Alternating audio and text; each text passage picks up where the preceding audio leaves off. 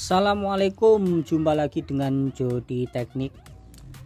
Oke, kesempatan kali ini saya ingin membagikan tutorial cara pengisian AC mulai dari vakum sampai pengisian full dengan posisi unit AC dalam keadaan kosong, karena ini kebetulan ada perbaikan, unitnya bocor dan sudah saya perbaiki. Karena banyak yang sering bertanya, kadang untuk tutorial yang sebelumnya kurang jelas atau gimana, banyak pertanyaan-pertanyaan ini itu ya. Untuk lebih jelasnya mari kita belajar bersama-sama, karena saya jadi teknisi AC itu sudah lama banget ya, sejak tahun sekitar kurang dari tahun 2000-an. Oke, kita belajar bersama-sama ya, karena saya tidak menganggap untuk diri saya ini senior, dan walaupun sudah lama ini saya dalam tahap cari pengalaman dan belajar terus. Oke, tapi sebelumnya bagi yang belum subscribe silahkan pencet tombol like dan subscribe-nya di bawah video, atau share ke teman-teman kalian juga biar kalian tahu untuk tutorial selanjutnya. Pencet tombol loncengnya ya, biar dapat mengikuti proses-proses atau tutorial saya yang akan datang. Oke, sebelumnya saya ucapkan selamat siang dan salam bauturah. Oke, langsung saja ya, ini dalam proses pemvakuman dulu. Untuk cara vakum sendiri ya, ini untuk cara vakum sendiri. Nah, ini saya dalam keadaan kosong itu saya memakai analyzer double gig ya. Nah, ini untuk selang biru ini masuk ke bagian odornya, dan untuk selang kuningnya ini ke bagian freonnya, karena ini pakai R32 ya. Untuk selang merah di bagian vakum. Nah, kenapa saya suka yang pakai 3 selang untuk pengisian, untuk dalam pengisian keadaan kosong ya. Nah, karena untuk vakum sendiri, kalau dalam keadaan kosong itu biasanya ya, untuk vakum sendiri itu menghisap atau membuang udara yang ada di sistem. Jadi kalau tidak terhubung semua, jika pakai cuma 2 selang itu biasanya nanti vakumnya dicopot dan dalam pengisian ini dipindah ke tabung freon. Jadi untuk lebih mantap saya kalau dalam keadaan kosong pakai yang 3 selang. Nah, untuk bagian misalnya ini unit baru ya, ini pakai 2 selang nggak apa-apa, karena untuk vakumnya ini biasanya untuk pemakuman cuman di bagian unit evap indoornya saja. Oke, langsung saja kita mulai ya untuk vakumnya. Ini untuk colok vakum. Nah, untuk vakum sendiri ya, ini dibuka untuk kerannya, dibuka full semua.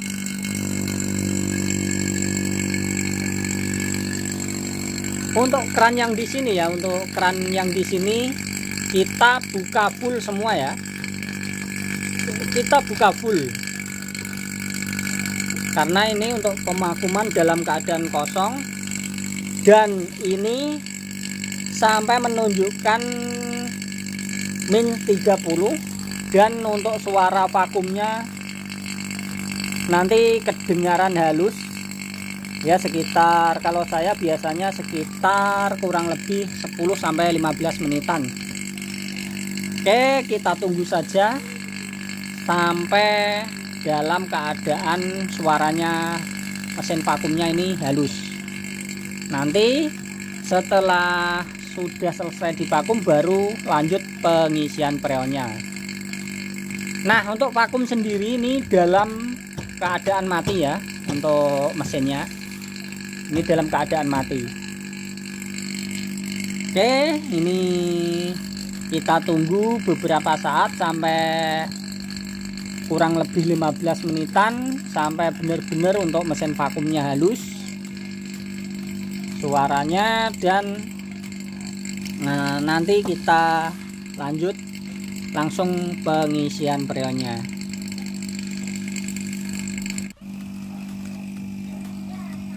Ini sudah sekitar 12-an menit ya, dan mesin vakum suaranya sudah halus banget. Dan untuk analiser menunjukkan di jarum manifold -30, dan suara mesin vakum sudah halus. Ini saya rasa sudah cukup ya untuk pemvakuman. Oke, untuk langkah selanjutnya kita tutup. Untuk analisernya kita tutup dulu, untuk manifoldnya kita tutup semua, kemudian mesin vakum dimatikan saja. Nah, ini untuk jarum masih tetap di angka -30. Sekarang kita lanjut untuk tahap pengisian freon. Untuk pengisian freon sendiri, untuk unitnya ini kita colok ke stop kontak yang dari indoornya ya. Ini indoornya saya letakkan di atas kulkas. Nah, sudah ada bunyi bip. Kemudian untuk pengisian freon ini unit harus dalam keadaan hidup. Sekarang kita remote, kita hidupin. Nah, sudah hidup.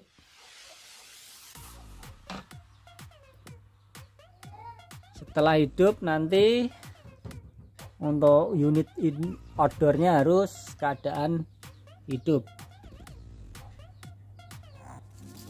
Nah, ini ya sudah hidup ya. Nah, kenceng banget ini anginnya. Kipas sudah menyala dan kompresor sudah ada suara derik. Nah, untuk langkah selanjutnya untuk pengisian freonnya sendiri. Nah, untuk mesin vakumnya kita lepas juga nggak apa-apa, karena untuk manifold yang jalur pengisian freonnya adalah di tengah, dan ini untuk tabung freonnya. Oke, ini kita pindah dulu untuk mesin vakumnya. Nah, dalam pengisian R32 ini liquid harus masuk ya. Kalau saya nggak tahu kalau teman-teman, yang penting kita usaha belajar ya. Nah, kita buka keran, kemudian ini liquid harus masuk dan kita tunggingkan ya. Ini untuk tabung freonnya. Kemudian ini dibuka dikit-dikit.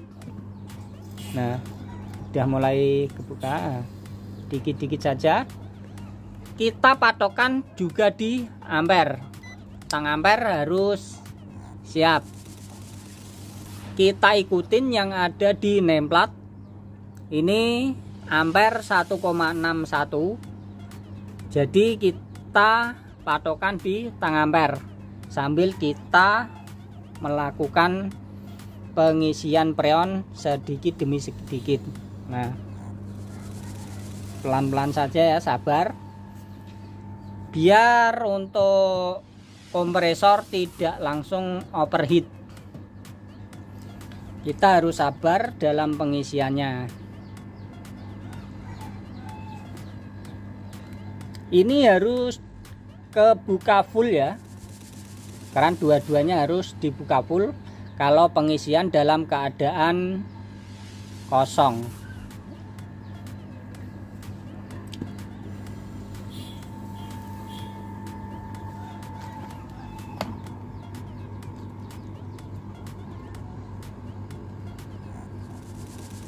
kurang kenceng ini kayaknya.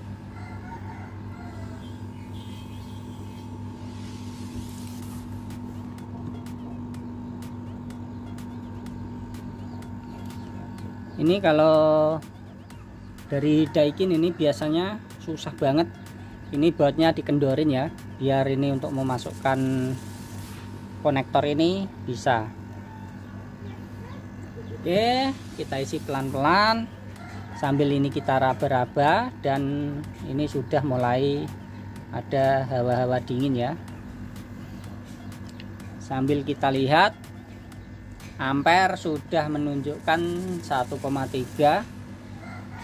Untuk pengisian di R32 sendiri ini biasanya mulai dari 120 PSI sampai 160 PSI. Ini kalau saya ya. Dan juga kita mengikuti ampernya. Ini dia sudah mulai ya, sudah 25 PSI.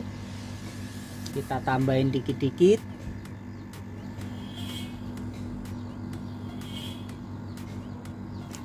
Ini liquid harus masuk ya, kalau saya untuk R32. Dan ini sudah mulai berkeringat semua dua-duanya.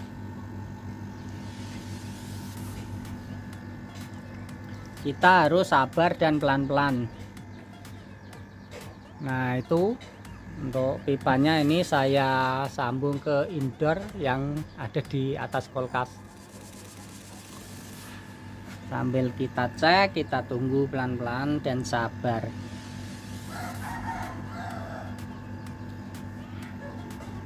Ini pengisian sampai full ya, biar pada paham, karena banyak yang bertanya dan pertanyaan-pertanyaan itu jawabannya di sini. Ini sudah mulai berkeringat dua-duanya ya. Ampere menunjukkan 1,1 menurun, kita tambah lagi. Nah, kita pelan-pelan saja biar kompresornya maksimal dan sirkulasi freonnya juga lancar. Biar ini untuk kompresornya tidak overheat.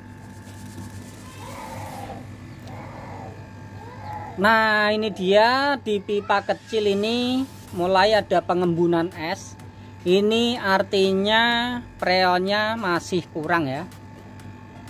Kita isi sedikit demi sedikit.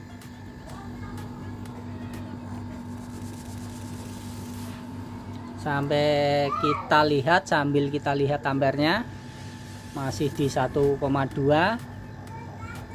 Nanti ini lama kelamaan pasti menghilang kalau freonnya sudah maksimal untuk sirkulasinya. Yang penting kita isi sedikit demi sedikit.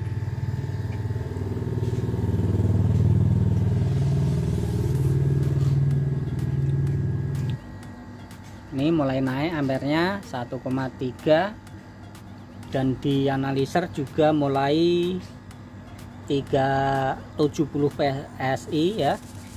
Ampere naik di 1,3. Ini masih belum hilang untuk embun es yang ada di pipa kecil atau di heat press. Oke, sampai ini menghilang ya, nanti akan ketahuan.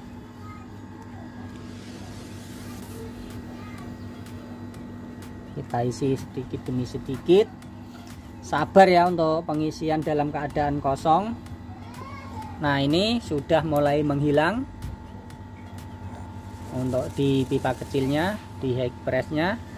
Dan ini analiser sudah mulai angka 90. Untuk ampere masih tetap di 1,34. Oke, ini mulai menghilang. Kita isi.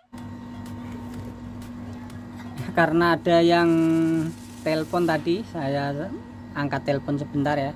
untuk tempat tanah. Ini ditinggal telepon, ini untuk dari pipa high pressure atau pipa tekan atau pipa kecil ini sudah hilang. Nah, sudah hilang untuk embun atau esnya.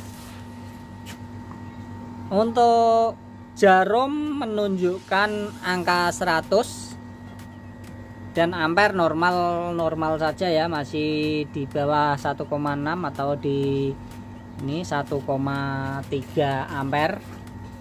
Sekarang kita tambahin lagi sampai maksimal ya, kita tambahin sedikit demi sedikit.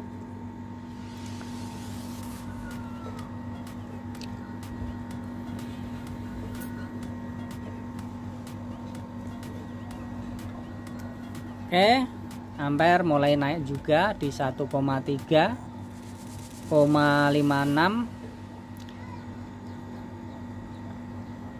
ampere. Jarum analiser sudah menunjukkan di angka 120. Ini untuk tang ampernya mau mati, bunyi bip peringatan ini. Nanti kita tekan lagi kalau mati. Ini sudah bagus ya, dua-duanya sudah ada embun. Ini artinya untuk unit di indoornya juga sudah bagus.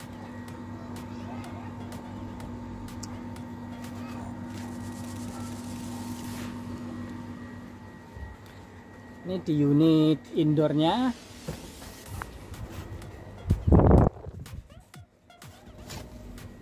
EPAP-nya sudah merata ya.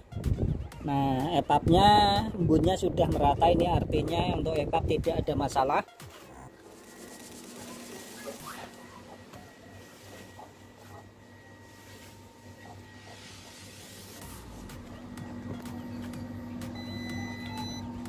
Oke, mati, kita pencet lagi untuk tang ampernya.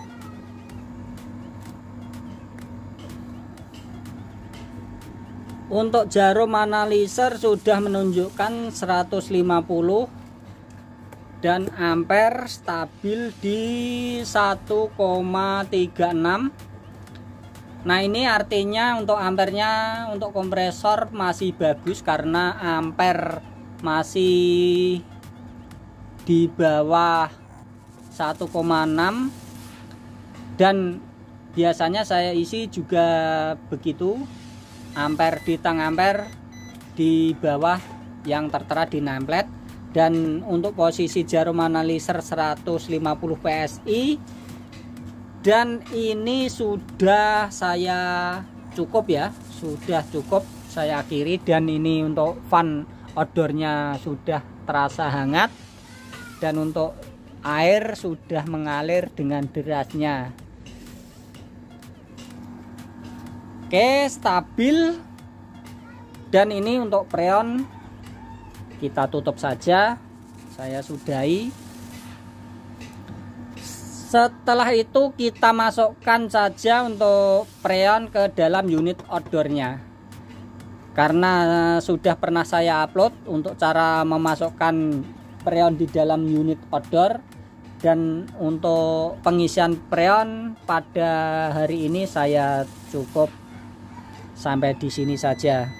Bagi yang belum paham atau bisa bertanya di kolom komentar. Saya kira sudah jelas dan saya akhiri. Sampai jumpa lagi di tutorial saya yang selanjutnya. Semoga bermanfaat dan wassalam.